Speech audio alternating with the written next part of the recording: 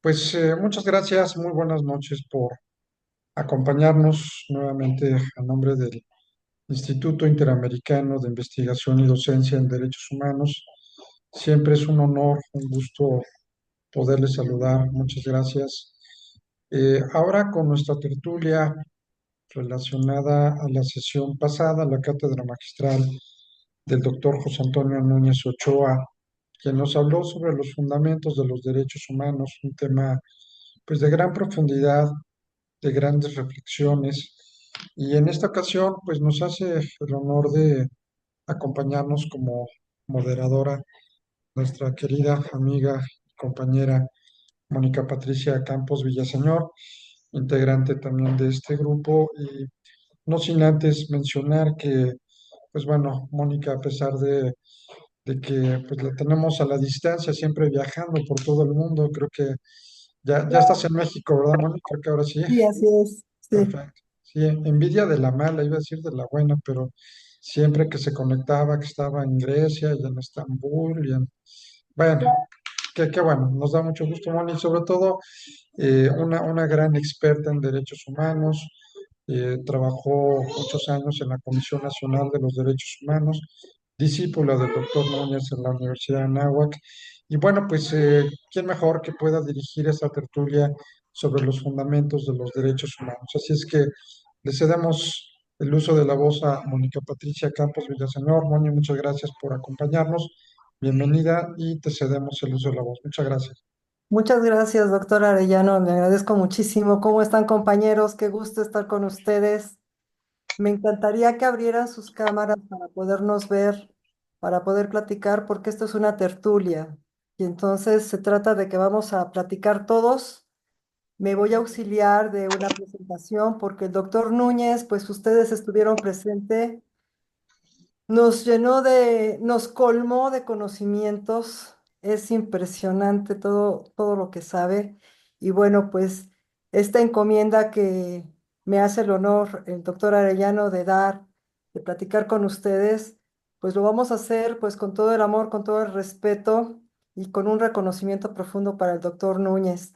Entonces, bueno, gracias Eliseo, Emilio, Laura, Claudia. Genaro, por favor, Blanca, Ricardo, Huawei Nova, Laura Rangel, Motorola H, por favor, abran sus cámaras para podernos saludar y podernos ver y poder compartir lo que quiero compartir con ustedes. ¿Ven ustedes la pantalla? Sí, sí, sí. ¿Sí la ven? Ok, espérenme tantito.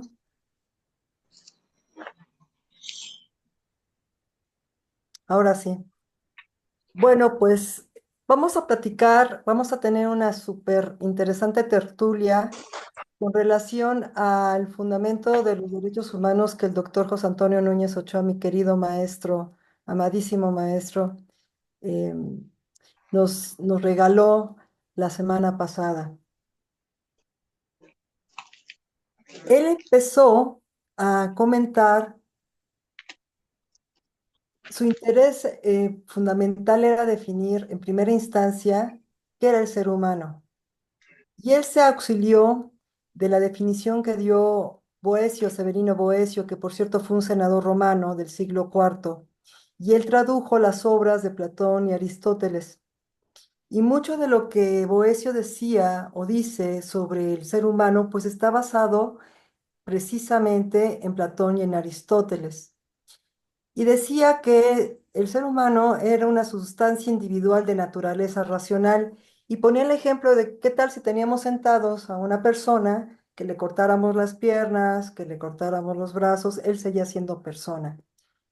Sin embargo, quiero que abran los micrófonos porque quiero ver si es cierto que nosotros en la actualidad consideramos y tratamos a los seres humanos que padecen alguna discapacidad motora, alguna discapacidad de algún tipo, les tratamos con la dignidad que merecen. Quisiera yo saber, doctor Genaro Vega Malagón, que usted está muy adentrado en estos temas, su experiencia al respecto.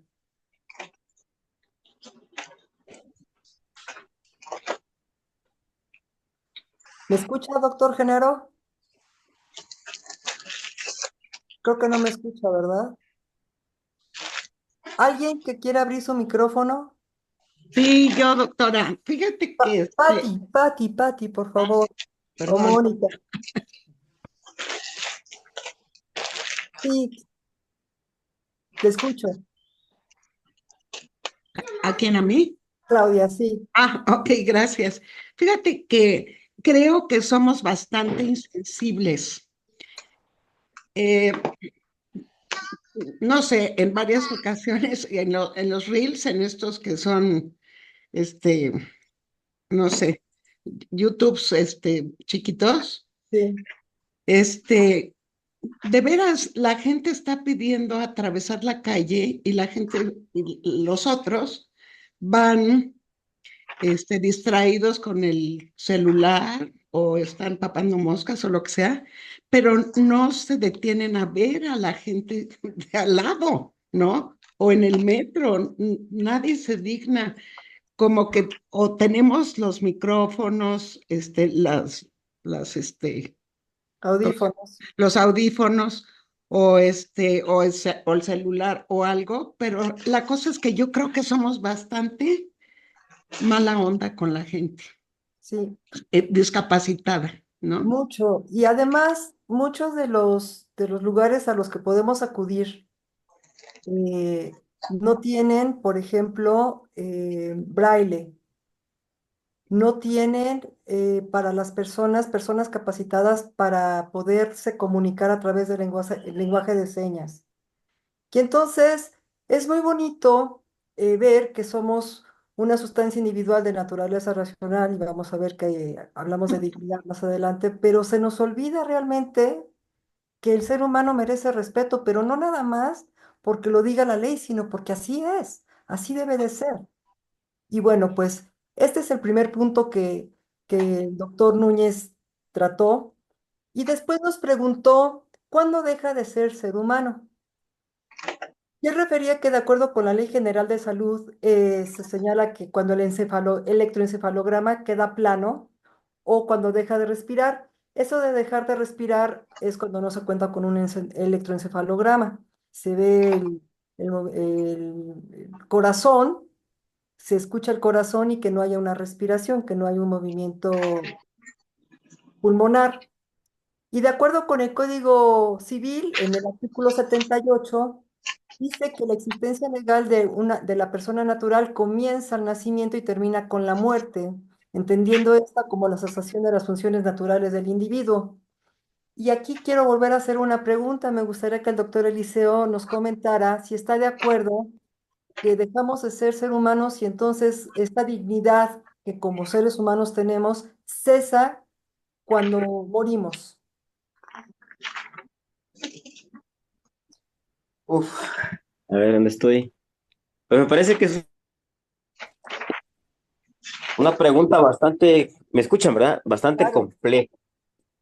Em, Tal vez sí me atrevería a decir que en el momento en que tal vez biológicamente o sea, en el momento en que biológicamente se acredita que morimos, tal vez dejemos de ser seres humanos. Digo esto porque también puede darse el supuesto de que a lo mejor estemos en estado vegetativo, pero me parece que eso no nos quitaría la condición de ser humano. Y yo agregaría otro elemento ahí más para poner sobre la mesa que para dar una respuesta. Hay que tomar en consideración también que, bueno, quienes son expertos en tanatología, por ejemplo, pues refieren que una vez que nosotros morimos pasamos a otro plano, ¿no? Y realmente nos convertimos en energías o somos energía. Em, pues eso sería lo que yo podría comentar. Está muy bien. Quien tiene el nombre de Huawei Nova 9 SE, ¿podría comentar algo al respecto? Esto se trata de tertulia. Vamos a platicar, vamos a debatir. Efectivamente, doctora, eh, hay que considerar eh, también no solo el artículo que usted acaba de citar, sino también el diverso artículo del Código Civil, en concreto el numeral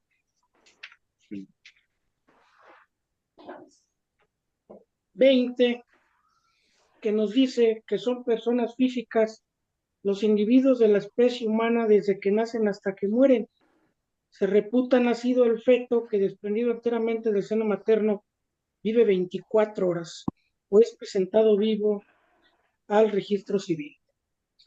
Aquí este artículo rompe con la teoría aristotélica en el sentido de que consideraba a los fetos, a los recién nacidos o a los infantes como personas incompletas.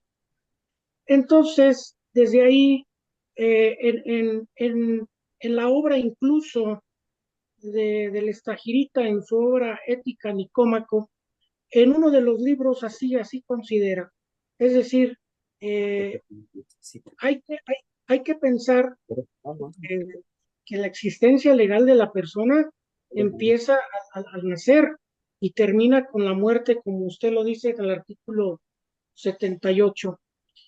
Más sin embargo, eh, eh, este término de persona no vino sino hasta perfeccionarse hasta la época precisamente de la filosofía contemporánea con Renato Descartes.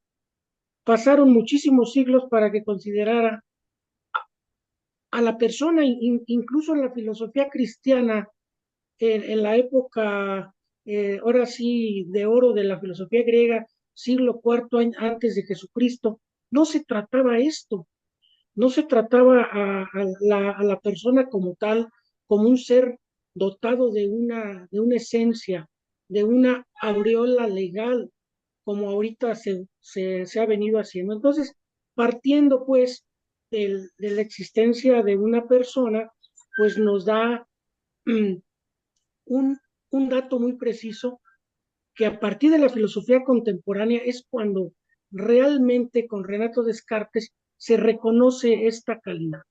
Así las cosas, tenemos pues nuestro Código Civil, el artículo 20, dos aspectos fundamentales para que una persona pueda tener esa esencia de derechos humanos. Sin lugar a dudas que sea viable.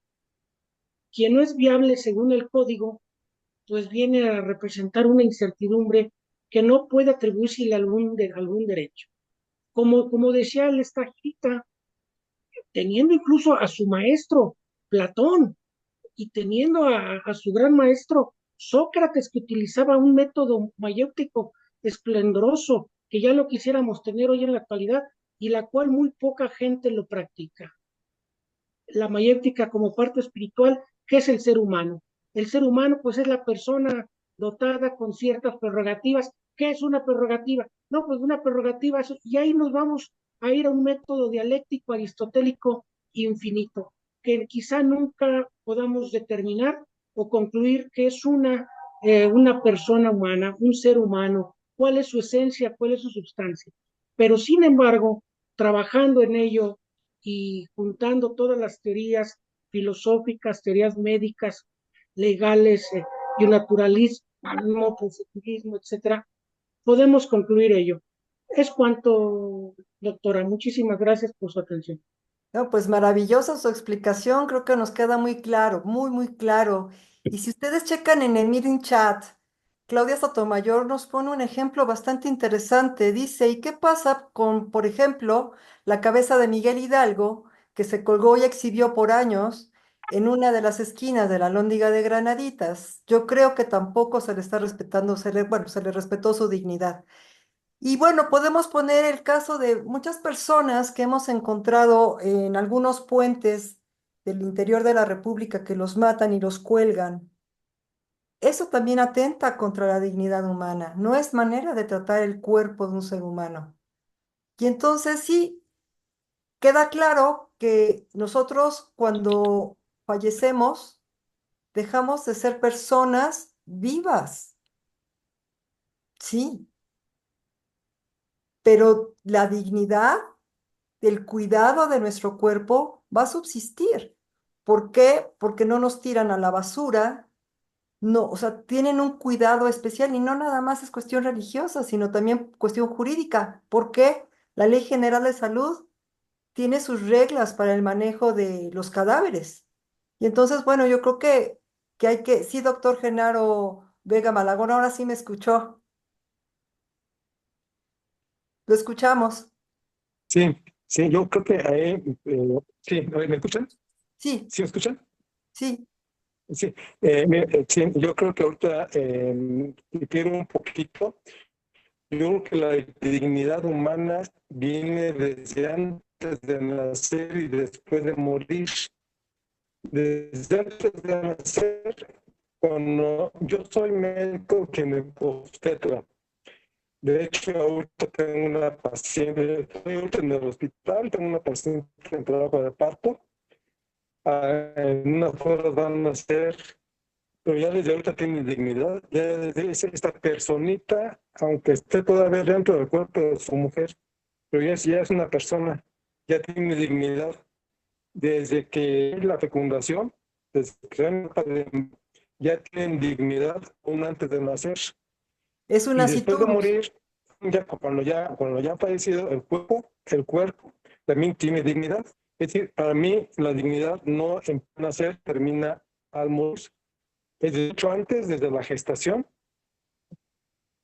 sí, desde mucho antes hasta después cuando ya está descansando, cuando ya el cuerpo, hasta ahí, no nada se limita al nacimiento y a la muerte, desde mucho. Y que una persona ya tiene muerte, ya no es muerte cerebral, sino muerte encefálica, es que ya no nada más tenga electroencefalograma plano, sino que además no, ya por medio de un ecocardiograma no tenga pulsos, porque puede tener muerte, pero todavía tener ahora se llama hemorrágica, pero a lo que iba es cuánto. Gracias. Exactamente, doctor. Entonces, bueno, pues todos estamos de acuerdo con que, bueno, sí se deja de ser ser humano cuando se muere, pero también la dignidad subsiste. Y antes de nacer, como bien lo dijo el doctor Genaro Vega Malagón, está el nasciturus. Y el nasciturus es sujeto de derechos. Tan es así que aún un no nacido puede heredar. Tan es así que hay que respetar su vida. Tan es así que las personas, los doctores que se dedican a esta rama de la medicina, como la ginecología, perdón, la ginecobstetricia, saben que se tiene que cuidar ese producto llamado producto de la gestación, y no como un producto, sino como un ser humano que merece respeto, cuidado, etcétera. Bien, vamos a avanzar entonces. Eh, el doctor Núñez preguntó qué es el derecho y refirió que es el ordenamiento de la razón para el bien común dispuesto por quien tiene la autoridad en la sociedad. Y esta definición me parece muy interesante porque como abogados tenemos, como él lo dijo también muy claramente, hay en mil definiciones del derecho. Y la escolástica, que es en la que él se sustenta, pues refiere esto. Y la escolástica, ustedes saben que es la escuela que trató de coordinar la cuestión de la fe y la cuestión de la razón de una manera más lógica para poder llevar a cabo un pensamiento no tan arraigado como lo tenían antes en la etapa greco-romana, sino tratando de modernizarlo, aunque estamos hablando de la Edad Media. Esta definición, si nosotros la leemos bien, habla de un punto que el doctor Núñez recalcó muy claramente. Si a esta definición le omitimos para el bien común, vamos a hablar de un sentido de jus positivismo, es decir, lo que decía Kant, la ley por la ley. No importa su contenido, lo que dice la ley, y está bien, el ordenamiento de la razón dispuesto por quien tiene la autoridad en la sociedad. Sí, sí, es una norma per se, pero Si resaltamos que estamos hablando para el bien común, hablamos de un jus naturalismo, que realmente quienes compartan con su servidor y con el doctor Núñez el tema del jus naturalismo es la base del derecho. El minimum ético es lo que hace al derecho que sea un derecho aplicable, un derecho bondadoso, un derecho que busque la justicia, que busque la equidad, no nada más una rajatabla de estipulaciones que rijan la conducta del ser humano sin que se interese por su naturaleza. Silvia Nayul, ¿usted qué opina?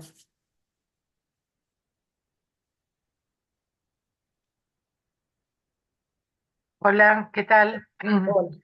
Opino bueno, esto depende usted está planteando en esta que una postura y una naturalista.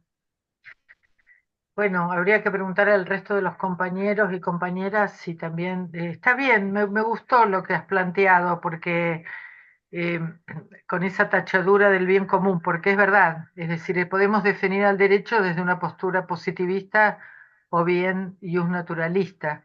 Y bueno, ahí cada uno tendrá su posicionamiento. Eh, yo me inclino más a un ordenamiento jurídico orientado en pos al bien común. Eh, Estoy en esa línea, no sé, habría que ver cómo piensan los demás compañeros, pero bueno, está bien, está buena la observación que ha efectuado. Gracias, Silvia. No, gracias Emilio, a vos. gracias. Emilio Hurtado. Sí, estaba recordando que el concepto de persona, inclusive en nuestra legislación civil, dice que desde el momento de la concepción y es considerado como un nuevo ser, como una nueva persona. Y yo comparto esa posición a propósito de mi protocolo, mi proyecto de tesis doctoral sobre el aborto en la posición pro vida. Y pues yo creo que al margen de que seamos creyentes o no, pues si tenemos fe en algún Dios, pues solamente Él es el que da la vida y solo Él puede quitarla. Pienso que efectivamente, y los debates que hay en la medicina forense, cuándo es que una persona muere, pues la posición de cuando hay paro cardiorrespiratorio, cuando está descerebrado, etcétera. Me hace recordar que tenía yo compañeros docentes que le pasaban lista a sus alumnos con un número. A ver, el número 1, el 2, el 3, el 20, el 25. Ah, caray. Pues es que no hay ninguna persona que sea 25, no hay ninguna persona que sea 20. Y todos tenemos, como sabemos, en los derechos eh, que se denominan de la personalidad, pues un sentido de respeto a la persona, a la dignidad humana, que tenemos pues un nombre, una nacionalidad, un domicilio, un estado civil y etcétera, ¿no? O como ahora decía algún experto, vas al centro comercial y te están tratando como cosa, porque allí les importan los números y les importan pasar los productos y registrarlos y tú no cuentas. Inclusive, pues con mucho respeto, bueno, ¿verdad? Aquí tenemos algún compañero que es Huawei Nova 9 SE, pues eso yo no creo que le dé identidad de persona, con todo respeto, ¿no? Y todos tenemos un nombre que sabemos que es diferente al alias de los delincuentes, que es muy diferente al apodo, al nombre científico, al nombre popular, al nombre artístico, etcétera. Yo sostengo la tesis de que todos tenemos derecho a la dignidad, cualesquiera que sea nuestra condición, y muy en la idea pro persona de nuestro artículo primero constitucional. Muy bien, doctor Hurtado, le agradezco muchísimo. Doctor Arellano, levantó usted la mano. Sí, gracias, Moni. Solamente poner sobre la mesa que los grandes debates que estamos teniendo ahorita en la academia es que, por ejemplo, este tipo de reflexiones, vamos a llamarle así, pues nos dan una orientación, por supuesto, como en el caso de la aproximación de qué es el derecho. Pero los grandes dilemas es, y tú lo pusiste en negro y se me hace muy interesante, ¿qué es el bien común? A eso iba. Realmente, ese es el detalle, porque se oye muy bonito en el campo teórico, pero entrarle con un análisis profundo, filosófico, de realmente saber hacia dónde va el bien común, es un tema complicado que deberíamos de profundizar quizá en el ámbito de la investigación, porque no es una palabra sencilla o no son palabras sencillas, suenan muy sencillas, pero determinar qué es el acto bueno, qué es el acto malo, los principios éticos, qué es lo correcto y no lo correcto, ya en la parte de la praxis argumentativa, ya en las reflexiones filosóficas, es un tema complicado que yo creo que pues sería importante que le siguiéramos escarbando a nuestros proyectos. Muchas gracias. Y estoy totalmente de acuerdo, gracias, doctor, porque fíjense que yo creo que, y pueden disentir, pero yo creo que el bien común es muy claro cuando tenemos bien entendido, bien conceptualizado qué es la dignidad humana. Si nosotros entendemos qué es la dignidad, qué implica la dignidad humana,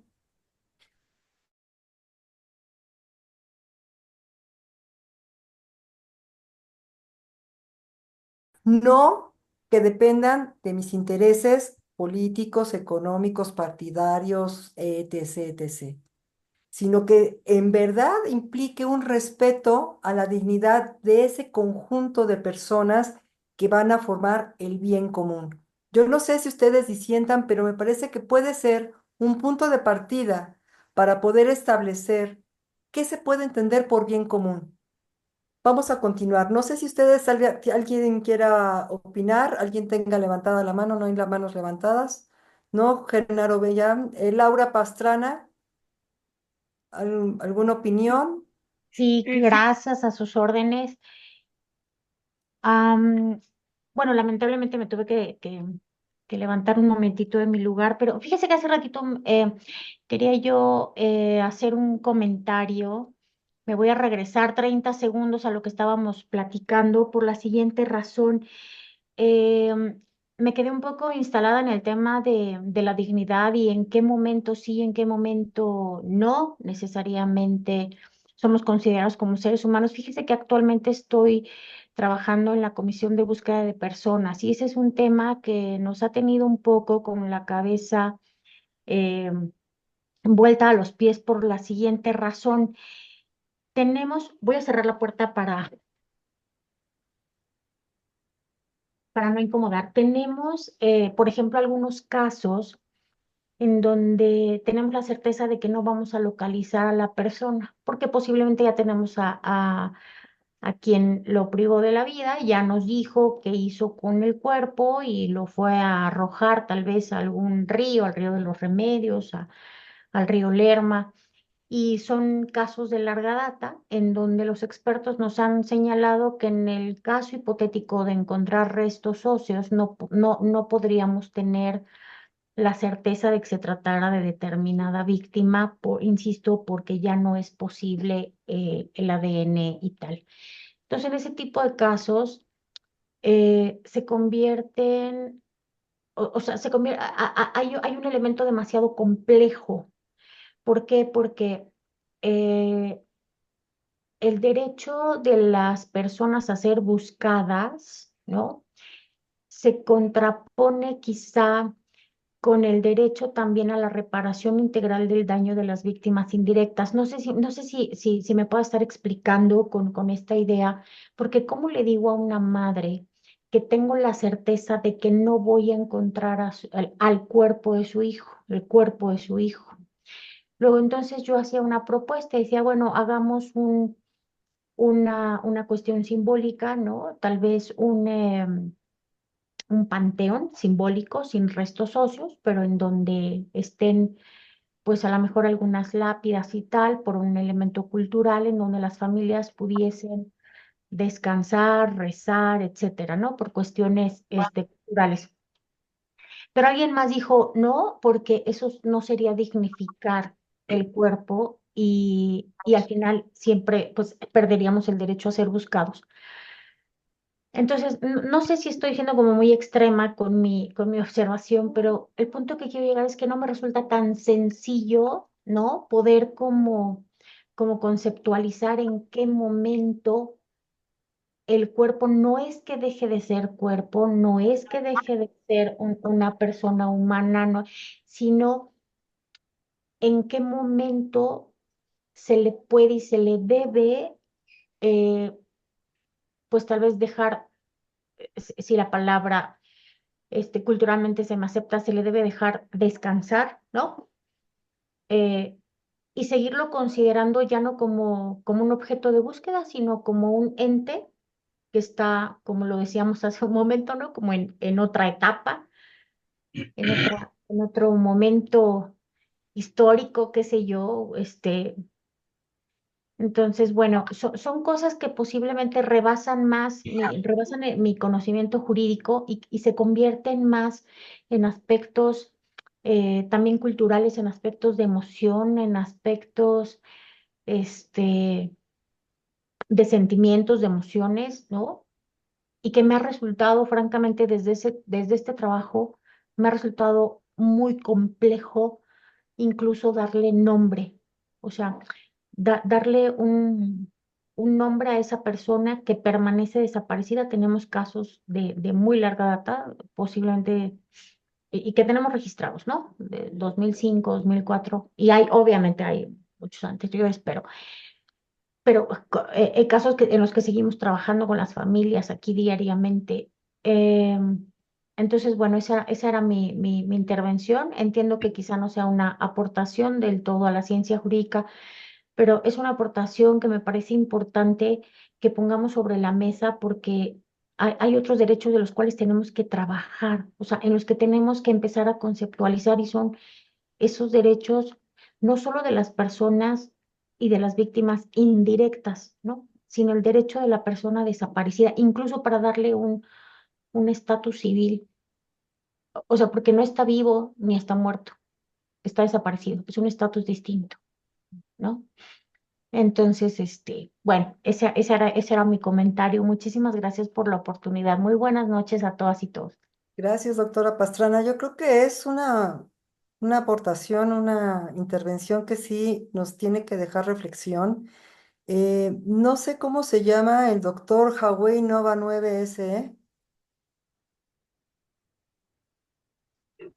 Perdón, doctora, una disculpa para todos. Lo que pasa que no sé cómo ponerle el nombre a mi teléfono, pero soy el doctor José de Jesús Centeno Carrillo. Ah, mucho Eh, gusto, doctor. Doctora, un privilegio. Quiero yo ser muy preciso para construir términos, lo que usted decía, que es el bien común, que es el derecho, que son los derechos humanos. Es importante no dejar a un lado lo que significa la, la base filosófica, que es la esencia del conocimiento. Usted sabe que las disciplinas fundamentales de la filosofía son la lógica, la metodología, la epistemología, la filosofía analítica y la semiótica o la semiología. Para construir ciencia y poder precisar conceptos, es necesario partir de la filosofía existencial, que es el hombre. Existimos, doctora, tenemos esencia, tenemos base, tenemos prerrogativas, tenemos lo que queramos llamarle derechos, prerrogativas, privilegios, etc. El ser humano construye para su protección como ente, un ser ontológico, es decir, como que puede existir, ¿verdad? Desde la ontología filosófica, puede el hombre transbordar a la filosofía existencial. La filosofía existencial nos da que el hombre, como ser ontológico, va a tener un sinnúmero de prácticas. Por eso es la filosofía existencial que parte de la existencia del hombre y la filosofía práctica o axiológica. ¿Qué tenemos que hacer? El hombre no solo construye valores, no solo construye derecho, el hombre construye obras de arte, por eso es las bellas artes. El hombre construye ética, por eso es el bien o el mal. El hombre tiene valores, por eso es la axiología.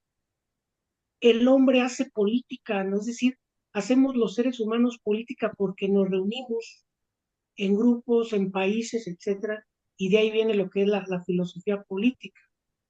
Ahora bien, dentro de la filosofía práctica o axiológica, se parte que el hombre tiene valores y el valor esencial del hombre es la dignidad. Por eso la jurisprudencia sí lo ha dicho, que la esencia de todos los derechos humanos es precisamente la dignidad humana. Y lo han conceptualizado, lo han definido. Entonces, ¿a qué queremos aterrizar? Para poder hablar de bien común es necesario retraer a la esencia práctica del ser humano. ¿Qué hace el hombre para construir el bien común? Parte de valores, parte del bien. Por eso tenemos ética, por eso tenemos axiología, etc. Así las cosas, pues, los derechos humanos es imprescindible que aparte de unas prerrogativas inherentes a la naturaleza, viene siendo la esencia de la existencia del hombre. Es decir, el hombre va a existir, el hombre tiene esencia. Por eso lo hecho de ser, como lo llamaban anteriormente en la filosofía antigua, del verbo ser, por el hecho de existir. Para todo ello, entonces, para construir todos estos, o para entenderlo, estimo yo, a mi criterio y a manera de reflexión, que debemos abordar aspectos más profundos, aspectos que nos lleven y conlleven a poder precisar y no quedarnos cortos en conceptos o en definiciones, sino más que nada hacer una valoración de lo que un derecho humano implica para todos nosotros. Una construcción de carácter, como dice aquí, de carácter racional, que es el derecho. Efectivamente, ahí viene el racionalismo como una de las formas de conocimiento. Y si hay razón, hay ciencia, y si hay ciencia, hay conocimiento. Doctora, no le quito más sus valiosos minutos en esta tertulia. Una gran disculpa porque no le puedo poner o no sé ponerle mi nombre para todos ustedes. Por eso es que aparece así. Y gracias por prestarme atención. Y no hay que dejar que para saber la esencia del derecho hay que saber la esencia del conocimiento, y la esencia del conocimiento, la base es la filosofía. Es cuanto, su señoría. Muchísimas gracias. Muchas gracias, doctor Centeno. Marco, ¿cómo estás? Buenas tardes. Te escuchamos. Tu micrófono. Buenas tardes, doctora Patricia. Buenas tardes a todas y todos. Soy el doctor Marco Antonio López Galicia. Ya tenía rato que no me unía a estas tertulias Sin embargo, pues bueno, estoy escuchando con mucha atención esta reflexión de la dignidad humana que me parece muy interesante y valiosa y me genera varias reflexiones en cuanto a la categorización que se hace en la sociedad contemporánea de la dignidad. Eh, Me parece que hay una reflexión muy profunda en las ciencias jurídicas sobre la dignidad humana. em, y creo que hay un gran desafío en la actualidad, y para eso utilizaré a un autor que me gusta mucho, Robert Spemann, que habla precisamente sobre la definición de dignidad humana en tres pistas o tres líneas que nos pueden ser útiles, pero parte de una premisa muy importante que es que la civilización contemporánea ha puesto en jaque a la dignidad humana, ¿no? En su criterio. Planteaba Spemann que es la sociedad contemporánea, a pesar de que probablemente a lo largo de la historia, desde una perspectiva axiológica o filosófica, se tiene a la dignidad humana como un valor superior, en la realidad de los hechos materiales, pues hay eh, eh, hechos históricos y comportamientos humanos que podrían decir lo contrario, ¿no? Em, Estamos de acuerdo en que evidentemente la dignidad humana es un valor superior, ¿no? Y dice Sperman que este valor superior de carácter ontológico, pues eh, es claro en cuanto a la ah, esencia, a ser parte de la esencia humana para poder destacar el valor del ser humano en todos los ámbitos, antes del nacimiento, durante la vida y posterior a la muerte, en cuanto a la postergación de la dignidad, por ejemplo, como ya se dijo aquí en la reflexión, con el cadáver como sujeto de dignidad, como una extensión de la dignidad humana, ¿no? Entonces, ese ejemplo es claro. Moralmente, también lo cita Spellman, como la segunda línea, pues el tema del comportamiento humano que puede ser catalogado como moralmente correcto en función de los resultados o del cumplimiento axiológico de las premisas jurídicas o de las premisas éticas de la sociedad en el que se va desenvolviendo. Y hay una tercera línea que me parece muy importante para la reflexión, que sería, dice Robert Sperman, que la dignidad humana eh, hay que destacar que es una característica humana que permite que el ser humano se vuelva autotrascendente, ¿no? O que se acerque a la trascendencia, y por eso es un valor importante. Todas estas reflexiones entonces pues nos ayudarían para poder aterrizar la idea de que la dignidad humana no ha dejado de ser un mero concepto, sino es un fundamento anterior a los derechos humanos, dice el propio Sperman. Y aquí me gustaría plantear la pregunta, la reflexión es, si es una categoría de análisis y un fundamento tan trascendente, creo que hay una tarea importante para poderla hacer viable de esa manera en los ordenamientos jurídicos. Por ejemplo, en la Constitución Política de los Estados Unidos Mexicanos no está definida la dignidad humana. Si acaso está mencionada en el artículo segundo constitucional, pero no está definida de manera amplia. Quizá eso sería una tarea para futuras reflexiones o investigaciones o legislaciones o iniciativas de ley. Todo lo pongo sobre la mesa.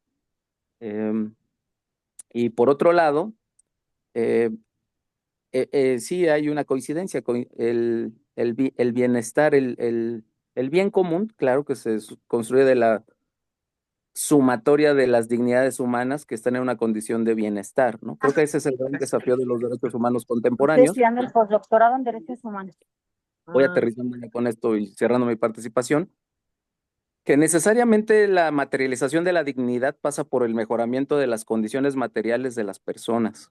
De ahí la relevancia de quizá impulsar no solo legislaciones, sino también políticas públicas que permitan este materialismo histórico que vaya siendo palpable, ¿no? Las condiciones materiales creo que son una premisa necesaria para la vivencia de la dignidad. Esa sería mi hipótesis. Lo planteo sobre la mesa para seguir alimentando nuestra reflexión. Y por último, se citaría a Franklin Kellamert, que precisamente define a la dignidad desde el reconocimiento del otro también, ¿no? Es decir, la capacidad del ser humano de reconocer la dignidad del otro pasa precisamente para definir la dignidad propia. Muchas gracias, perdón por la extensión de la participación. Muchas gracias, Marco Antonio. Yo creo que todas las participaciones largas, cortas, breves, son enriquecedoras. Em, Claudia Sotomayor escribió en el chat. Por otro lado, también habrá que determinar lo que es el derecho dependiendo de la época. Supongo que es con relación a la lámina anterior. Efectivamente, todas las conceptualizaciones, todas, dependen de la época. Hasta el Claro, propio doctor y el Núñez, bien común también, ¿no? todo Claro, depende. así es. Recordemos lo que decía el doctor Núñez en su momento. Cuando estaba bien visto o no mal visto, vamos a ponerle así, la esclavitud, pues se compraban seres humanos y el mejor postor, que aún en una tierra nueva, en donde se declara la independencia, 1789, una cosa maravillosa, la primera constitución, todavía los padres de la patria norteamericana tenían esclavos. Y eso no los hacía malas personas, era lo que se estaba viviendo. Y había pensadores, había personas que no estaban de acuerdo porque ya empezaban a reflexionar sobre la dignidad.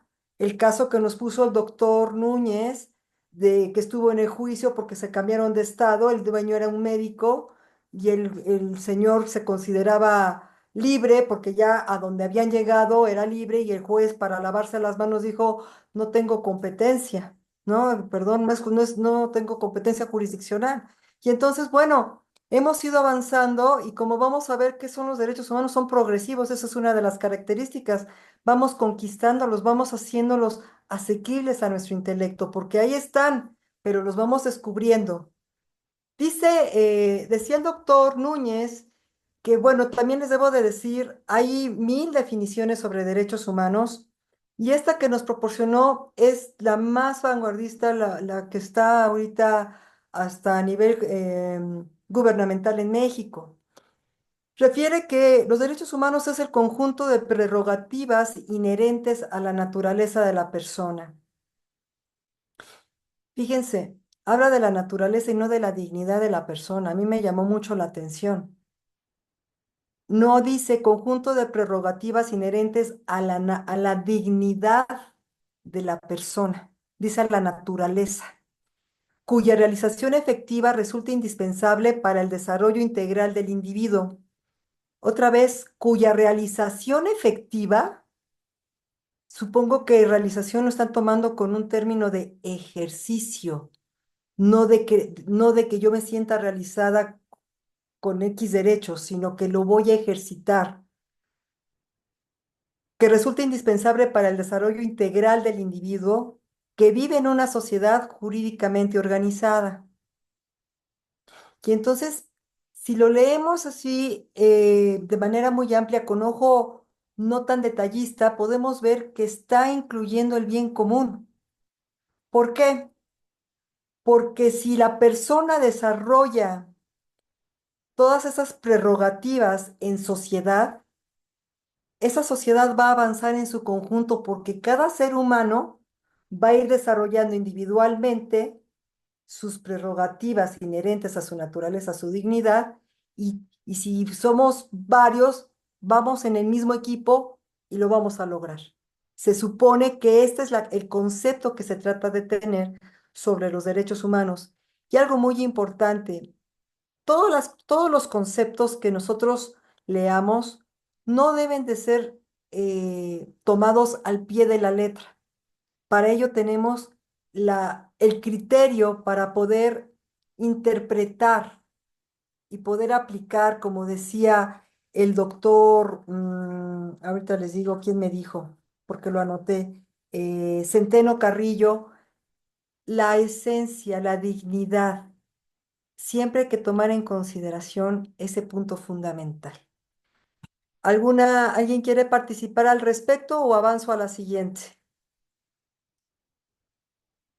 Esta definición que acabamos de leer implica 3 puntos importantes que me voy a permitir ahondar un poco, no fueron mencionados por el doctor, pero yo me voy a permitir para poder no enriquecer, sino para poder redondear. El primero, quiere decir que todas las personas estamos obligadas a respetar esos derechos humanos. Para que Emilio Hurtado, Claudia Sotomayor, Marco Antonio, Eliseo, el doctor Arellano, el doctor Centeno y todos los que estamos aquí presentes podamos desarrollar de manera individual, tenemos que respetarnos. Mi derecho humano tiene que ser respetado por mi otro, por mi otra por otra persona y por las otras personas. Y estos derechos humanos, de acuerdo con el artículo primero constitucional, todos los tenemos. No hay excepción, como le decía el doctor Núñez. Seamos gordos, bajitos, chaparros, que tengamos color, algún accidente, todos tenemos estos derechos. No se nos menguan. No cambian porque tengamos algún accidente a nuestra esencia. Pero, ¿qué pasa con las personas adultas mayores? ¿Qué pasa con las personas con algún tipo de discapacidad? ¿Qué pasa con las personas, con las mujeres? ¿Qué pasa con los niños? Ahí sí hay una normatividad especial que les protege, que nos protege, soy mujer, que nos protege porque nuestros accidentes nos hacen en un momento dado un poco nos ponen en una situación de vulnerabilidad, que entonces es necesaria la creación de normas específicas para procurar aún más, de manera más clara, más contundente, esas pequeñas circunstancias que nos hacen estar en un estado de vulnerabilidad. El segundo punto refiere a que esta protección de los derechos humanos es una exigencia para el Estado. El Estado debe de mantener las condiciones necesarias dentro de una situación de justicia, paz y libertad. Y claro que vivimos en México y claro que sabemos que esto es letra muerta. ¿Por qué? Y no vamos a ser ciegos. Paz no hay, libertad tampoco y justicia tampoco.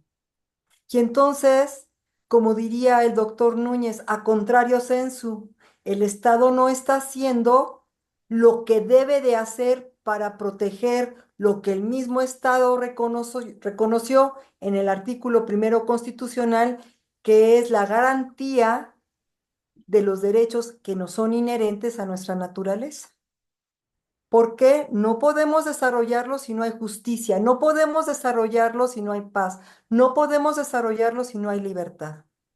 ¿Qué pasa con las personas que tienen un micrófono y que se les llama periodistas y dan su opinión y 4 días después los encuentran accidentados, muertos o calcinados por circunstancias de la vida, que sabemos que no es así?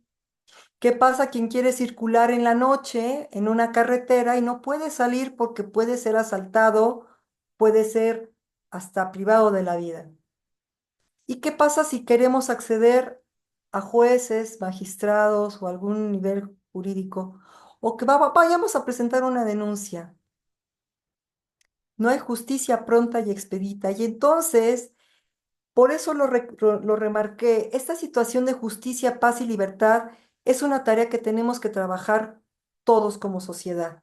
No nada más el Estado, sino nosotros como sociedad tenemos que exigir que esta situación de justicia, paz y libertad se lleve a cabo, sea material, que no nada más quede en la letra, que no quede en blanco y negro. Eh, Bienestar común. Lo que decía el doctor Arellano, ¿qué es el bienestar común? Pues supone que el poder público debe de hacer todo lo necesario para que de manera paulatina sean superadas las situaciones de desigualdad, pobreza y discriminación. Pero a ver, todos vivimos en México y tenemos una compañera de Argentina, me parece, o dos compañeros de Argentina. Y no sé si hay alguna otra de algún otro país. En cualquiera de nuestros países no hay igualdad, porque la igualdad es casi imposible, pero tampoco hay equidad, pero tampoco hay oportunidad. Hay extrema pobreza, se ha acrecentado en toda Latinoamérica y en muchos países del orbe la pobreza. ¿Y qué decimos de la discriminación? En cualquier ámbito, en cualquier materia, en cualquier punto, no hemos superado estos temas tan importantes y el Estado, que se supone que debe de hacer todas las políticas para que esto se vaya menguando, pues a veces hace oídos sordos y a veces hasta está confabulado con quienes están provocando, propiciando pobreza, discriminación y desigualdad. Y tienen políticas populistas que no solucionan el tema, que no van a la raíz y que hacen modificaciones en cualquier país sobre un sistema legal o un sistema jurídico, el que sea, en ánimo de ayudar, sin venganza, pero no están solucionándolo y están propiciando que la sociedad esté al filo, al borde del abismo y de que sus derechos humanos sean conculcados hasta por la propia autoridad. ¿Por qué? Porque la propia autoridad hace oídos sordos y ojos ciegos ante los agravios que puede presentar algún individuo. Y esto no es materia nada más de México, es materia del mundo. Y esto es muy triste. ¿Por qué? Porque los sistemas interamericanos de derechos humanos, el sistema europeo, el sistema africano, todos los sistemas, tienen lo mismo, tienen estas primicias, pero son letras, no es realidad. Si fuese así, el mundo no estaría al borde de la guerra. Si fuese así, no tendríamos tantos muertos y tantos problemas en México.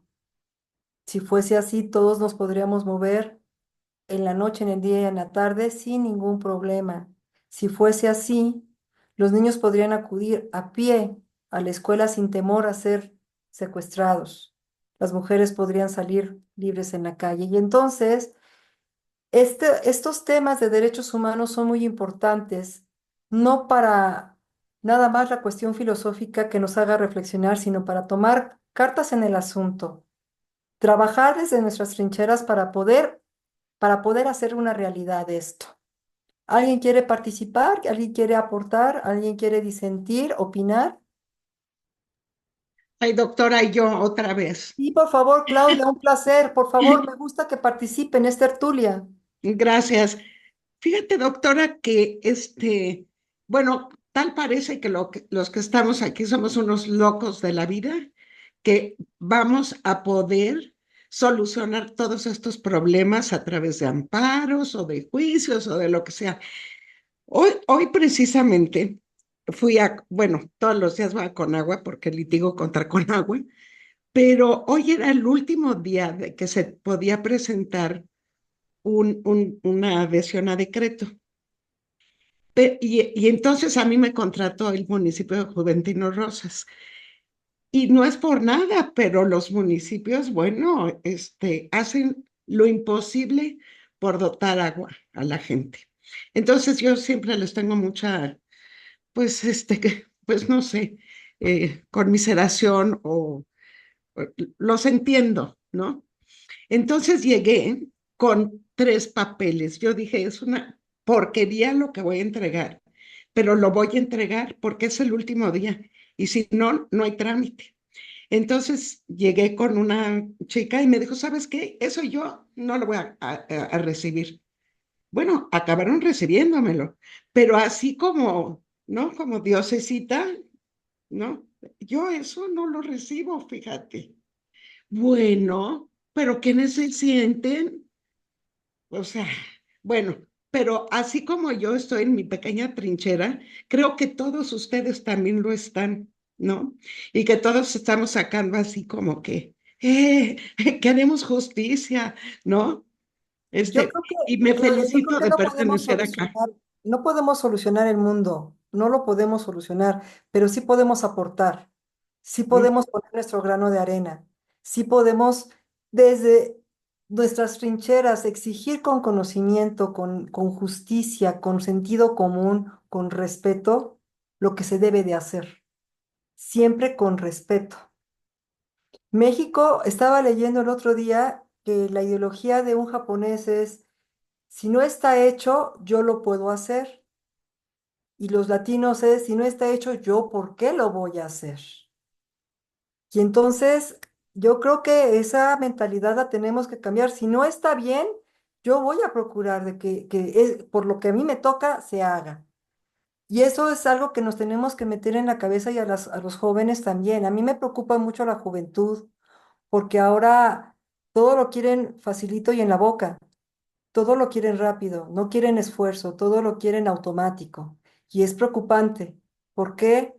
Porque estos temas no se trabajan en un día, no se trabajan a través de una llamada, no, no, no, es trabajo permanente y tenemos que ir no planchando, no limpiando el camino, porque el camino nunca va a estar lejos de abrojos, no, pero enseñarles a caminar y llevarles a que vean la realidad. Es muy difícil. ¿Alguien más quiere participar? Bueno, pues entonces el doctor Núñez nos decía que uno de los principales problemas que tenemos para los derechos humanos son los cuatro tipos de seres humanos. A mí me encantó este cuadro que él nos puso, donde dice que están los que saben y saben que saben. Y entonces estas personas son generalmente soberbias. Yo sé que sé y sé mucho. Y entonces acá los que saben y no saben que saben. Los que no saben y presumen que saben, y decía el doctor Núñez que son peligrosos cuando tienen iniciativa, y los que no saben y no saben que no saben. Y él decía que estaba Sócrates, que él sabía, que decía que era el sabio, que el oráculo, ¿no?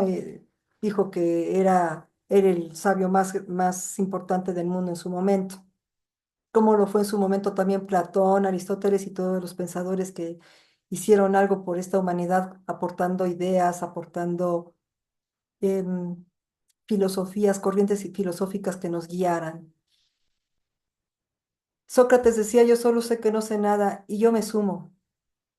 A veces escucho y me quedo asombrada de las barbaridades que se pueden escuchar de personas servidoras públicas que dicen cosas y me tengo que ir a la ley porque la ley dice otra cosa, porque los principios fundamentales del derecho dicen otra cosa.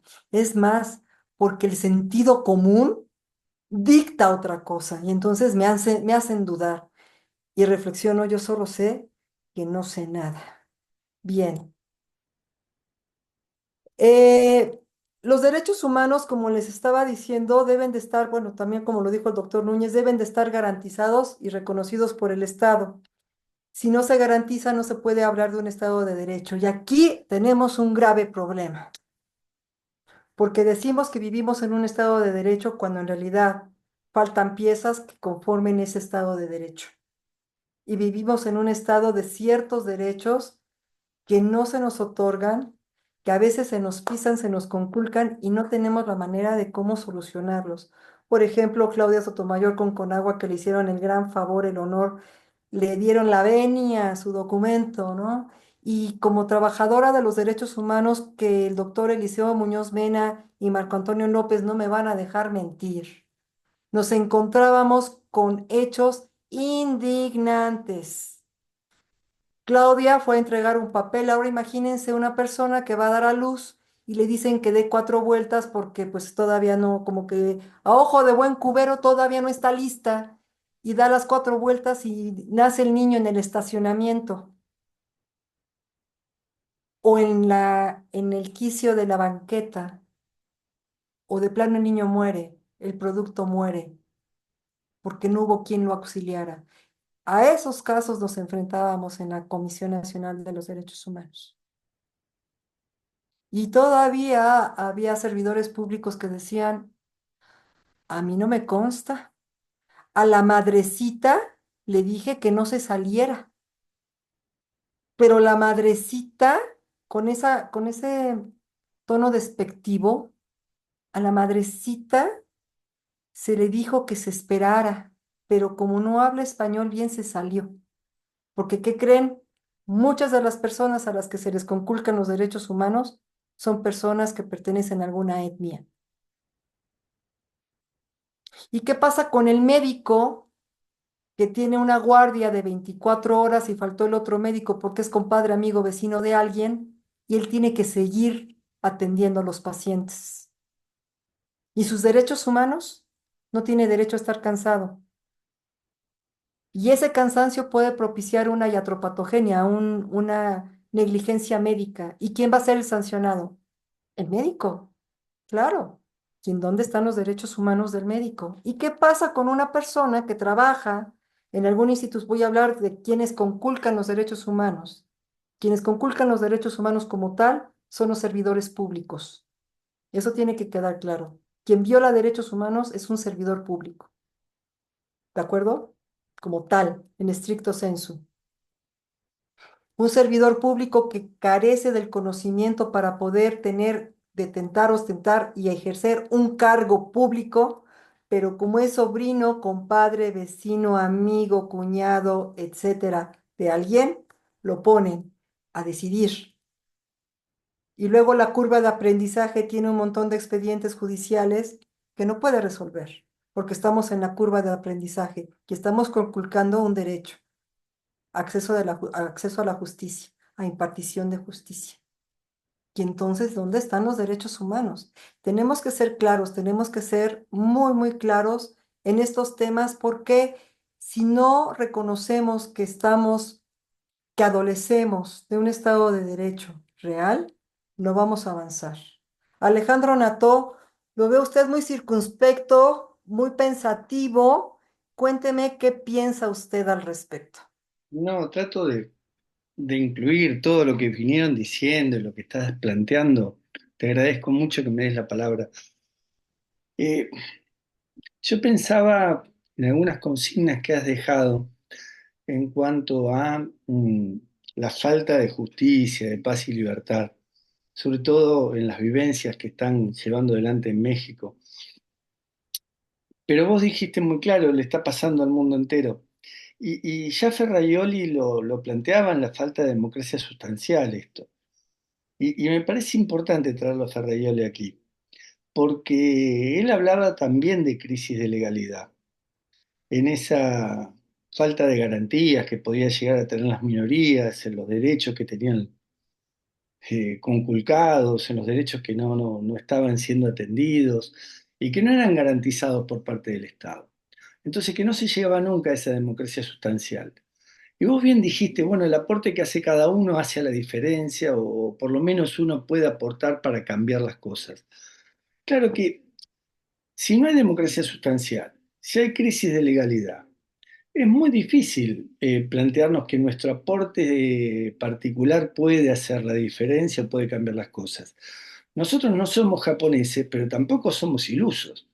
Y a lo que quiero llegar con esto es cuando las condiciones estructurales están dadas para vulnerar derechos, para no ser garante de los derechos, vos misma decías, los funcionarios son los que eh, eh, conculcan derechos, bueno, también lo pueden hacer los individuos, ¿no? Sobre todo en los crímenes atroces, hay individuos que pueden vulnerar derechos y de hecho tenemos ejemplos muy, muy grandes donde hay responsabilidades individuales en la vulneración de derechos.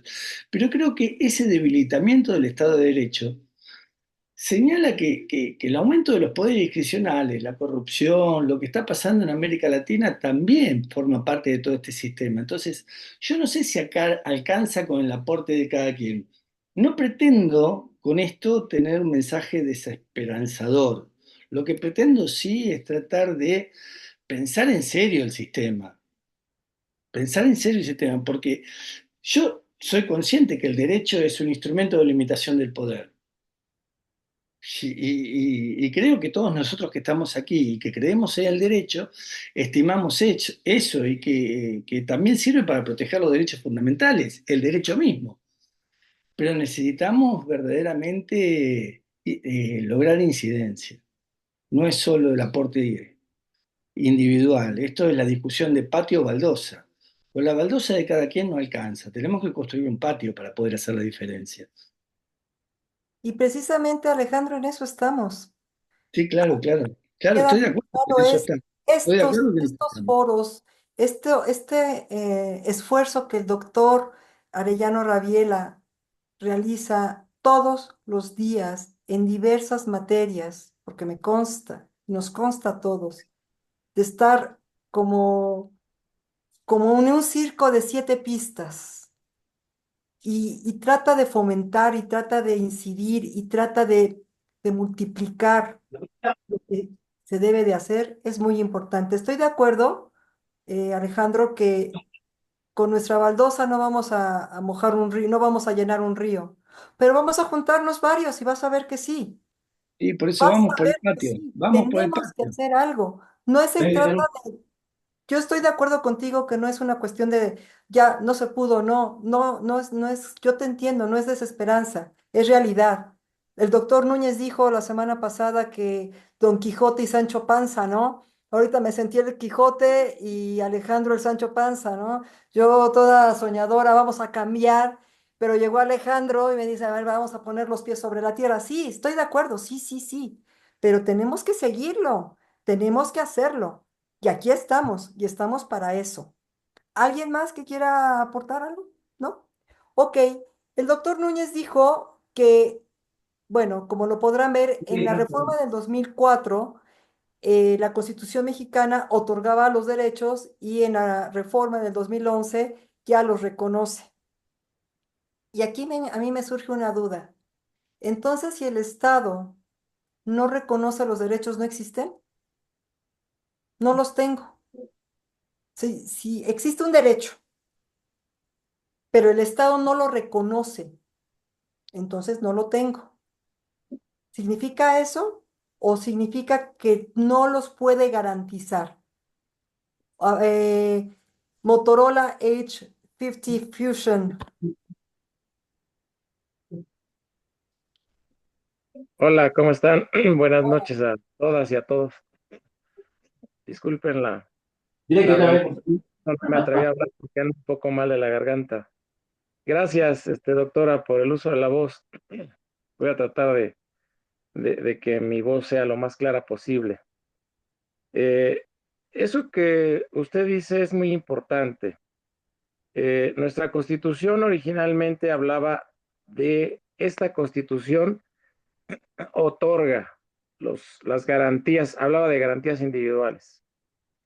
Eso es desde un punto de vista positivista, donde de acuerdo con el positivismo, por una gracia del soberano, atendiendo a la historia de la teoría política, por una gracia del soberano o del monarca, se otorgaban ciertos derechos al pueblo.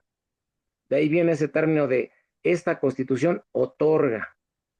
Después, con el avance de las teorías en materia de derechos humanos, se llega a lo que actualmente estamos viviendo. Esta constitución reconoce el hecho de que la constitución no me reconozca un derecho no quiere decir que no lo tengo, claro que lo tengo.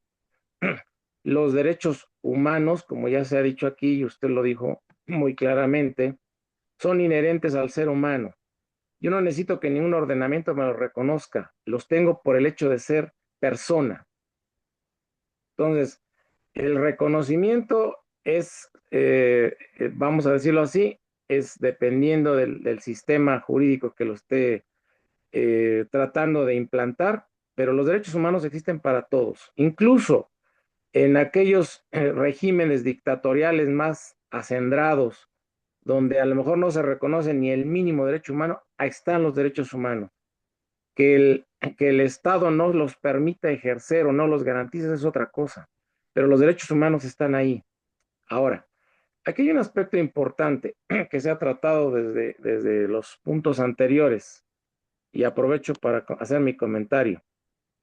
En una relación jurídica de derechos humanos, el sujeto pasivo es el Estado, es quien debe garantizar, debe respetar los derechos humanos. El sujeto activo es la persona titular de los derechos humanos.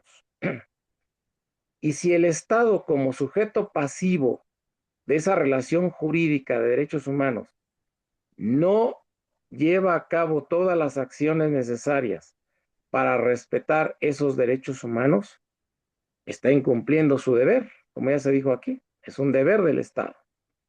Yo quisiera traer a colación un asunto que hasta la fecha a muchos nos sigue manteniendo inquietos, que es el tema de la reforma judicial. Ya está aprobada, legislativamente está aprobada, ya incluso pues ya se están haciendo algunas acciones para ir echando a andar, o más bien no echar a andar, sino estar implementando las leyes secundarias que la van a poner en práctica, pero resulta que esa reforma judicial ha dejado y sigue dejando, además de inconformidad social, una serie de cuestionamientos que en materia de derechos humanos creo que son muy válidos. Esa reforma judicial atenta contra el derecho acceso, el acceso a una tutela judicial efectiva. Si es así, pues esa reforma judicial está atentando contra los derechos humanos de todos los justiciables. Y no necesito que la Constitución se adecue con un texto y diga, no, pues es que ahora con esa reforma judicial la justicia va a ser así. No, porque no olvidemos que los derechos humanos no solamente están previstos en la Constitución. De acuerdo con el parámetro de regularidad constitucional, están previstos en los tratados internacionales y convenciones donde México es parte. Y precisamente la Convención Americana de Derechos Humanos prevé el acceso a un recurso judicial efectivo, llámese como se llame. Y ese recurso judicial efectivo, para que sea tal, necesita ser respetado y aplicado por órganos judiciales autónomos e independientes. Si no, ese derecho judicial, ese derecho humano al recurso judicial efectivo no va a ser efectivo de ninguna manera. Entonces, pues yo lo más lo que quiero comentar es, volviendo a la pregunta que usted hizo, es, los derechos humanos no necesita reconocerlos nadie. Los derechos humanos los tenemos porque somos personas. Y los derechos humanos deben ser respetados por el Estado, que es el que debe garantizarlos en el amplio sentido de la palabra. Respeto, promoción, etcétera. Entonces, si el Estado no está cumpliendo con eso, pues vamos a tener que encontrar los mecanismos adecuados para hacer que el Estado respete y garantice esos derechos humanos. Esa sería toda mi aportación. Les agradezco mucho. Gracias, doctor, y la felicito por la moderación. Muchas gracias, doctor. Quiero añadir algo de lo que dijo el doctor. ¿Cómo se llama usted, doctor? Perdón. Pedro López, a sus órdenes. Doctor López, México necesita un poder judicial independiente, ¿sí o no? Pero también capaz. Imagínense que se va a votar por jueces porque es muy fácil aplicar la ley o se enseña en la universidad y con un promedio X de calificación. Imagínense los legisladores que tenemos, que son actores, cantantes y vedettes, y votan nuestras leyes. Ahora imagínense quién va a impartir justicia. Es grave. Y lo que dijo el doctor López, yo creo que todos los que estamos en estos temas nos sentimos profundamente preocupados por lo que nos depara. Los derechos humanos, me voy a ir rápido, los derechos humanos son universales, es decir, nos corresponden a todos, son incondicionales. ¿Qué quiere decir? No nos los pueden limitar, salvo en aquellos casos en donde ese derecho vaya en contraposición con otro. Siempre debe de haber algún respeto, algún límite racional, algún límite justo. Y además debe de estar previsto. Es inherente, ya lo habíamos dicho, es propio de nuestra naturaleza, son inviolables. Bueno, eso de la inviolabilidad está muy en entredicho, ¿eh? Es muy romántico este de la inviolabilidad. No, sí son violables. Tan son violables que estamos como estamos. Tan son violables que hay comisiones de derechos humanos, organismos protectores de derechos humanos a nivel internacional, porque son violados, no son respetados. Inalienables, no los podemos traspasar, no los podemos ceder. Son imprescriptibles por siempre y para siempre, desde el momento de la concepción hasta aún antes después de nuestra muerte, son imprescriptibles. ¿Y por qué antes de la muerte? Porque estábamos hablando de la dignidad. El cuerpo ya sin vida todavía tiene que ser manejado. Esos restos del ser humano todavía deben de ser manejados con respeto, con cuidado. Y son progresivos. ¿Qué quiere decir la progresividad? Los vamos descubriendo lo que estábamos platicando hace unos minutos.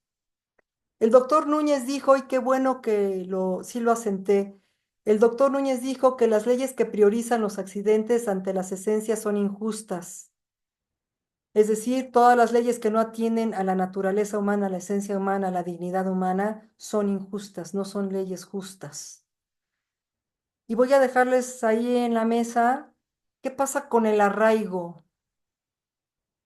El arraigo de oficio. ¿Es una ley justa?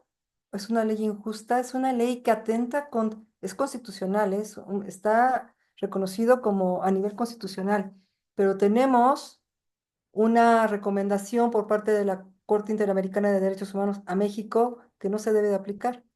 Pero entonces hicieron una modificación a la Constitución y en la interpretación que se hace si hay una contraposición entre un tratado y la Constitución, pues la Constitución es la que prevalece.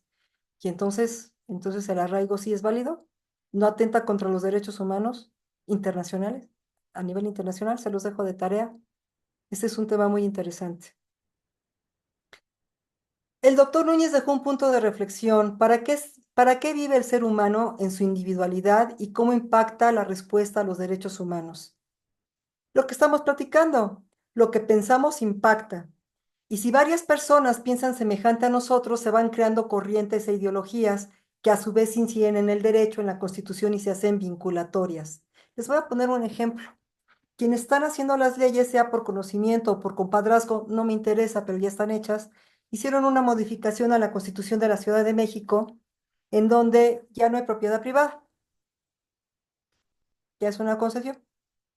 Y entonces se juntaron un grupo de personas que piensan de una determinada manera, tienen una ideología, impactan.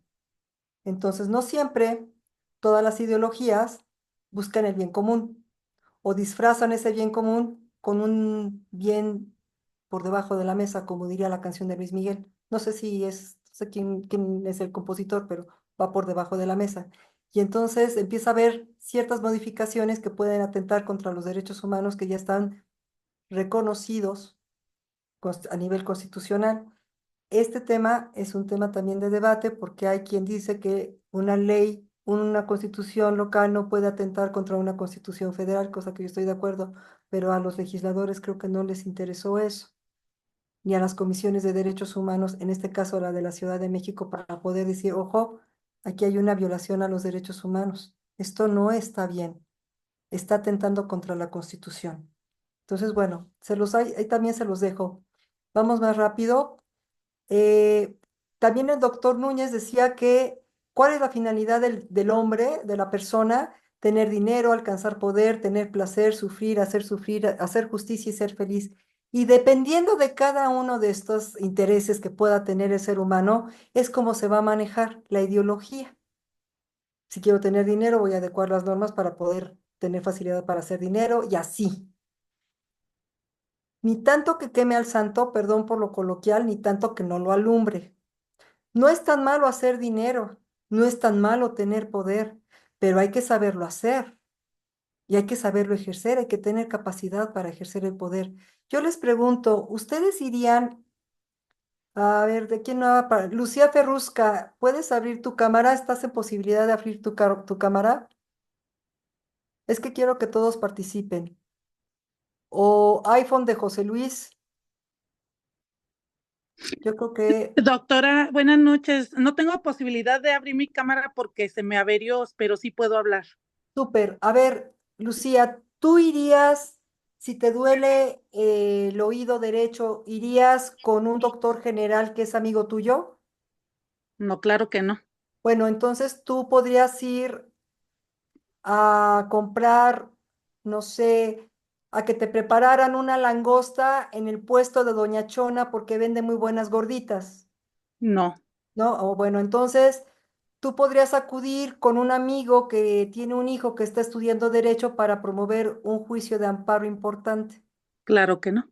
Ok, entonces, ¿por qué los políticos no tienen una profesionalización? ¿Por qué cualquiera puede ejercer el, el oficio político si no tienen esa profesionalización política? Y quienes estudian ciencias políticas y administración pública no están en los puestos políticos. Por cierto, uno de ellos me trajo del aeropuerto a su casa en Uber, porque no tiene trabajo. Entonces, si no vamos a ir con especialistas, por lógica, pues busquemos que quienes hacen política sepan del tema. Se los dejo también de tarea. Si El me doctor permite, perdón, ¿quién habló? Lucía, te escucho, te sí, escuchamos. sí, sí. Si me permite, me quedé reflexionando hace un momento en donde usted nos preguntaba en cuanto a la obligación del Estado a garantizar los derechos humanos de las personas y usted nos preguntaba si el Estado no podía o no tenía la capacidad para hacerlo. Me quedé reflexionando y pensando en eso y creo que en algunas situaciones sí no puede precisamente por esta situación que usted nos está planteando. La falta de capacidad de las personas que están al frente de algunas instituciones, pues impide al Estado tener la capacidad para garantizar estos derechos. Pero si me voy más allá, creo que en muchas de las ocasiones es falta de voluntad y eso está más grave. ¿Por qué? Porque este planteamiento y pregunta que usted me está haciendo, yo creo que se la podría contestar cualquier persona que usted se encuentra en la esquina. Entonces, si cualquier persona tiene esta lógica de pensar, pues no creo que los legisladores o quien está al frente del Estado no lo piense así. Yo creo que más bien es una falta de voluntad a querer hacer las cosas de una manera correcta para poder garantizar estos derechos a las personas que vivimos en el Estado mexicano. Y la verdad es que es preocupante y es grave porque nos preguntábamos muchos de los compañeros hasta qué punto están de alguna manera subestimando incluso hasta la carrera de derecho o la carrera que estamos ejerciendo los abogados, porque pues entonces, ¿de qué va a servir que tengas conocimiento en los temas de derecho si quien va a calificar, por así decirlo, tu trabajo, pues no va a tener la capacidad de decir si estuvo bien o estuvo mal y va a dictar una sentencia, pues híjole, no sé si con el estómago o o con una intención de un de, de, de tener un criterio que le va a dar incluso, yo creo que hasta un tema monetario o político. El problema, gracias Lucía, el problema es la corrupción, la falta de escrúpulos, la incapacidad, pero la sociedad se vuelve cómplice cuando se calla. Los legisladores, que se supone que son nuestros representantes, nosotros votamos por ellos, se supone, y se supone que los conocemos. Y yo quiero saber si alguno de ustedes conoce a su diputado y a su senador, porque todos hemos criticado, pero votamos a veces por color o en contra de, no en conciencia. Y muchas de las consecuencias que vivimos también recaen en la sociedad, por la falta de conciencia, por la falta de reflexión.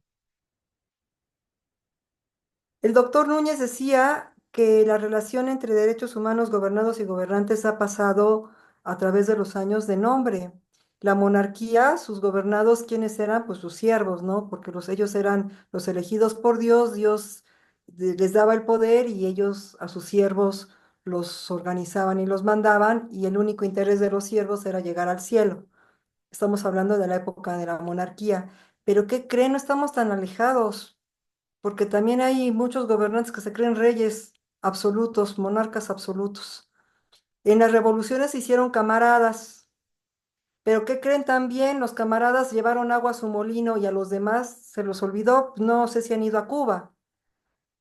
Muchos de los del pueblo, pues, estaba en ínfimas condiciones y no me lo cuentan. O quien haya viajado a los Balcanes, a cualquier zona de los Balcanes, la pobreza es y será, porque todavía nos la superan, bastante fuerte. Pero los camaradas, quienes detentaban el poder, ostentaban el poder y lo aplastaban contra la sociedad, vivían re bien.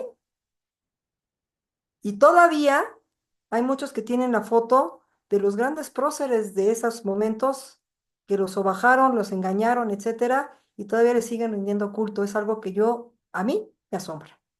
Las revoluciones sociales, pues entonces aquí nos hicieron caudillos, ¿no? Caudillazgo. Pero también, como dijo el doctor Núñez, se mataron entre ellos porque todos se querían sentar en la silla. Y entonces ya no me convenía porque mi compadre ya no iba a tener las tierras y mi hijo ya no iba a tener el puesto y entonces ya pelearon. Y después el triunfo del mercado, que somos los clientes. Y resulta que de esta lectura así general, qué triste papel tiene la sociedad. Siempre expectante de lo que los actores políticos hacen y receptor de las consecuencias, ni siquiera para el aplauso, de las migajas que les sobran a las personas que sean monarcas, revolucionarios sociales o tecnócratas, tengan. Siempre es lo mismo, se me hace como una obra de teatro donde cambian los actores, cambia un poquito el guión, pero sigue siendo el mismo rollo. Bueno, pues ya estábamos viendo que la relación histórica de los liderazgos en México, pues hubo los políticos caudillos, los hijos de los políticos caudillos fueron los políticos políticos, después los tecnócratas, después mediáticos y de otra vez los caudillos. Y entonces es un círculo vicioso. Yo le hubiera puesto los mesiánicos aquí abajo en el quinto, pero el doctor Núñez dijo caudillos y yo respeto. Yo le pongo mesiánicos, donde creen que los que llegan van a organizar, borrar la historia y a partir de mí nace el sol. L'état c'est moi, le soleil c'est moi y todos requete contentos. Y no hemos aprendido de la historia ni una hoja, ni una letra. Perdón el apasionamiento, pero es que sí me da coraje. Dijo una cuestión fundamental, el poder político por medio del derecho positivo puede determinar los límites que tiene un ser humano en cuanto a sus derechos, porque resulta que las constituciones son constituciones políticas. Y entonces, ¿estos poderes políticos pueden limitar los derechos de los seres humanos? Blanca L. Rivero, te escuchamos.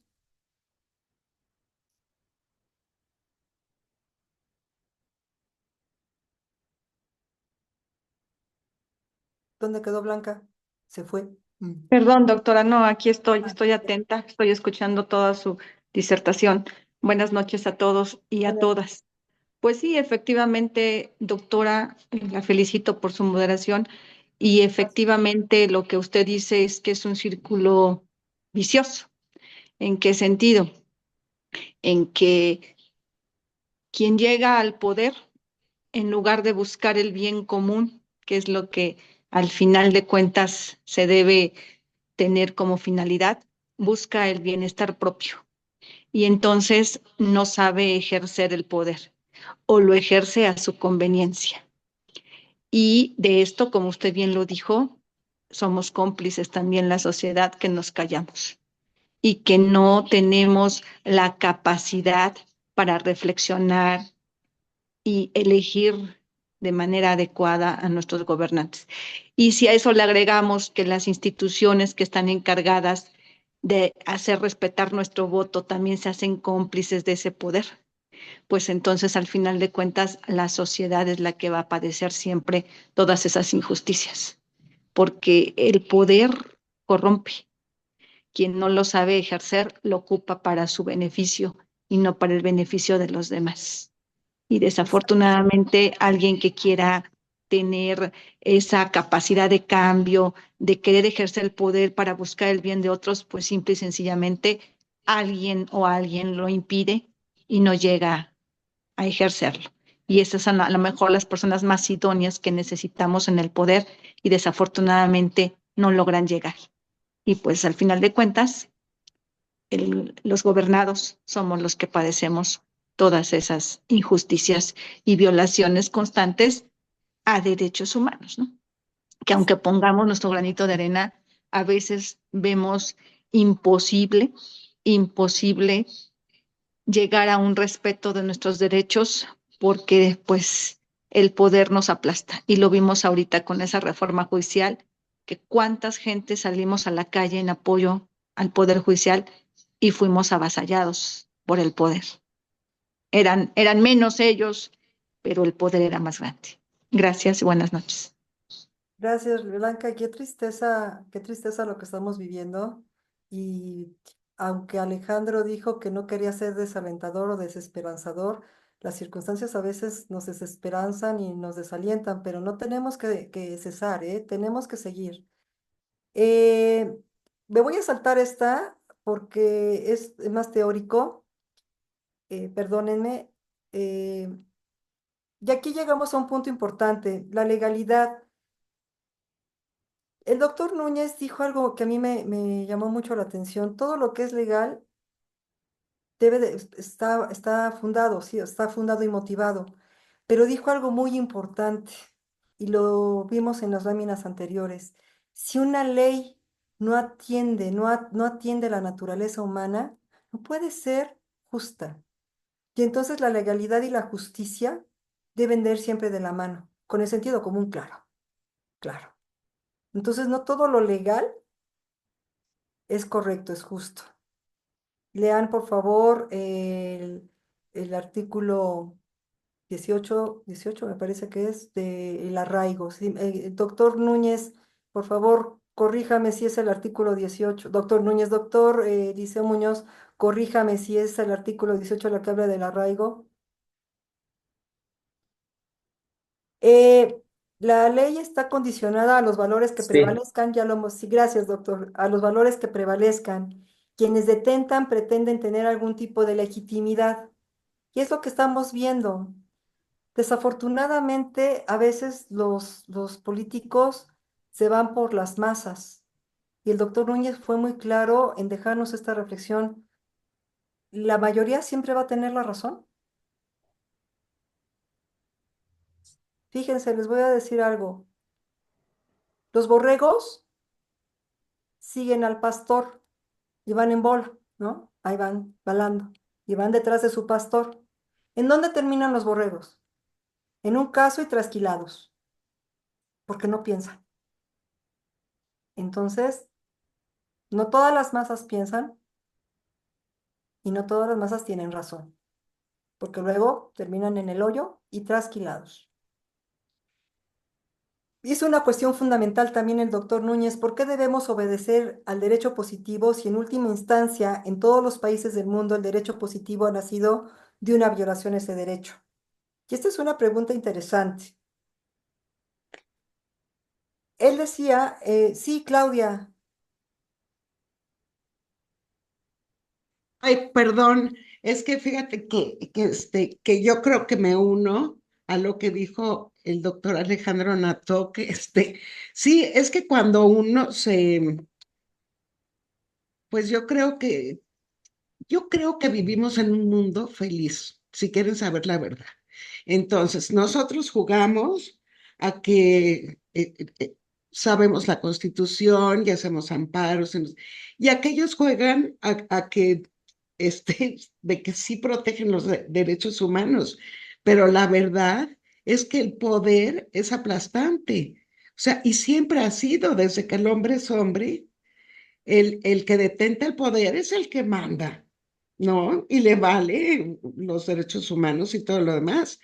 Yo creo que es una ficción la que vivimos. No sé, perdón por mi No, negatividad. de esto se trata la tertulia. Ricardo Félix Flores, yo te veo asintiendo, negando. Queremos escucharte. Buenas tardes a todos. ¿Me escuchan? Sí, claro. Para aclarar, nomás es Félix López, pero está bien. Bueno, miren, yo escucho lo que todos ustedes me dicen, hablando de derechos humanos y todo. Yo vivo en un estado violento, ¿no? Eh, para los que no saben, yo soy de Sinaloa. Entonces, los últimos días hemos estado en una situación, pues algo delicada, ¿no? Y yo al escucharlos, pues veo los derechos humanos, tenemos derecho a esto, tenemos derecho a lo otro. Y yo salgo a ver cómo cada mañana el gobernador de nuestro estado dice que no pasa nada con una sonrisa cínica y espeluznante, en donde se preocupa más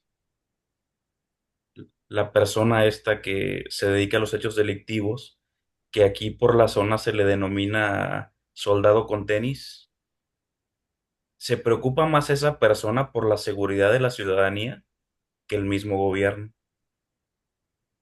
Entonces, aquí hay un toque de queda impuesto por ellos, no por el gobierno, impuesto por ellos que nos dicen a las 8 9 de la noche estén en sus casas, porque a partir de esa hora hasta la madrugada, pues es cuando sucede el, el- toda la violencia, ¿no?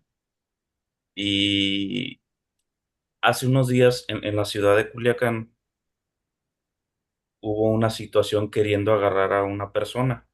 Entraron a un complejo de departamentos y por quererlo agarrar, mataron a un colega abogado.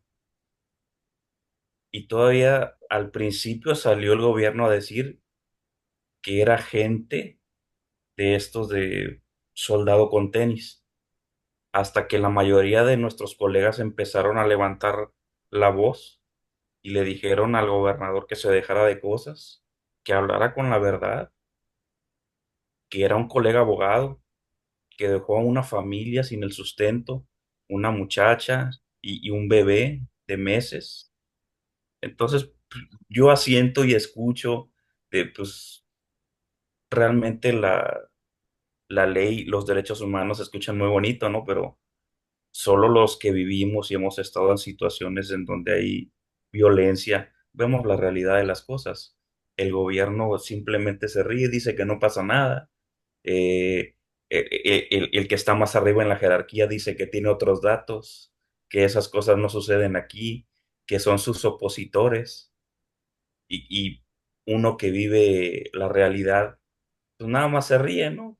Digo, afortunadamente hasta ahorita a mi persona y a familiares cercanos no les ha pasado nada, pero tengo conocidos, tengo amigos, pues que sí han vivido situaciones feas. Por eso es mi- por eso es que asiento cuando escucho y me río, pero es una risa irónica, no es que me burle. No, al contrario, yo creo que lo que tú vives en tu estado y lo que vivimos todos en México, porque no nada más, Sinaloa está muy fuerte, también Michoacán, también Guerrero, Tamaulipas, Tabasco, Chiapas, Chiapas, Tamaulipas, la carretera México-Querétaro, Guanajuato, San Luis Potosí, Aguascalientes. Ok, la República Mexicana padece lo que les dije de paz, justicia. Entonces el Estado de Derecho es ficticio.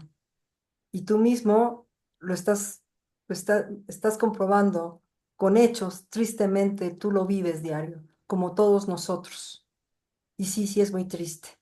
Doctor, yo tengo para rato y me da muchísima pena porque usted sabe que yo, como los changos, me cuelgo de la liana y me columpio con facilidad en la selva, pero tengo que tener respeto, ya estoy colgada, me faltan algunas láminas, estoy a sus órdenes, ustedes indíquenme. Porque me apasiona esto, ¿eh? No nada más por otra cosa, en verdad. Esto es apasionante y de cada uno de ustedes se obtiene una riqueza intelectual, emocional, moral, ética maravillosa. No, hombre, no, al contrario, me encantan tus moderaciones porque pues haces participar y esa es la idea, ¿no? Ha sido muy nutrida toda la serie de opiniones. Pues creo que si hacemos algún cierre, ¿te parece? Porque pues, hay 3 horas de diferencia en Argentina y Entonces, yo creo que Silvia y Alejandro ya nos están viendo con cara de que ya se quieren ir a dormir. Si quieres, hacemos una reflexión de cierre para efecto de darle ya el toque final. ¿Te parece? me parece maravilloso. Excelente. Me voy a saltar las últimas y lo único que quiero dejar para ustedes es precisamente la última lámina del doctor Núñez que decía que lo más importante de los derechos humanos es el hombre, en su integridad, en su dignidad, individualidad y en su dimensión comunitaria, como lo hemos platicado, en la búsqueda del bien, en su hambre y sed de justicia. Creo que con esto es algo que nos puede dejar un buen sabor de boca. Félix, sé que es desalentador lo que tú vives en tu estado, como lo de nosotros, pero no podemos cesar en el empeño. Les agradezco su paciencia, les agradezco sus participaciones. En verdad, muchas gracias. Doctor Arellano, le cedo a usted los micrófonos. Cierre usted como solamente usted sabe cerrar y a cada uno de ustedes les dejo mi corazón. Si gustan, les paso mi presentación para que vean lo que me salté. Se las paso a través de WhatsApp, si ustedes me lo permiten. Y bueno, les Sí, agradezco su tiempo, su paciencia. Muchísimas gracias. No, hombre, no, al contrario, muchísimas gracias a ti. Sé que nos faltó tiempo para poder adentrar en otros puntos muy importantes, pero creo que vale la pena habernos detenido en los puntos iniciales que finalmente pudimos dar algunas ideas importantes y seguir avanzando. Esto es permanente, esto es continuo. Si nos haces favor de compartirla, seguramente todos la vamos a leer con mucho interés. Y pues muchísimas gracias a todos y a todas quienes nos hicieron favor de acompañarnos.